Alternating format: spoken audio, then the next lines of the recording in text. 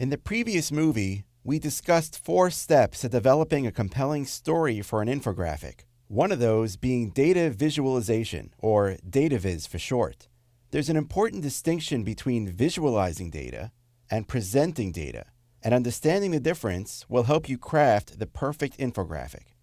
Imagine you're a chef charged with preparing a scrumptious dinner for an important guest. You walk into the supermarket with just about every ingredient possible before you. How do you decide what to serve for dinner?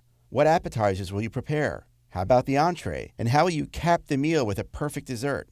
You immediately start to envision different combinations of ingredients. What foods will complement each other?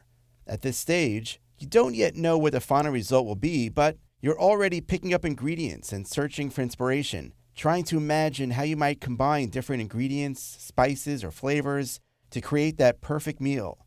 You're visualizing the possibilities, experimenting until you've made a decision. Now, fast forward a few hours and it's now dinner time.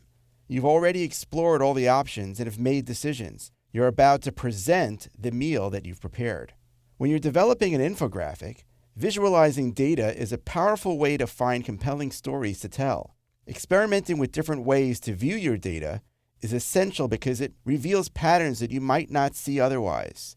Seeing your story from multiple points of view can also help prove that your findings or interpretations are correct. Perhaps most importantly, it helps you find the very best way to present your data. Speaking of presenting data, what your final infographic portrays, the story that it tells, is completely up to you.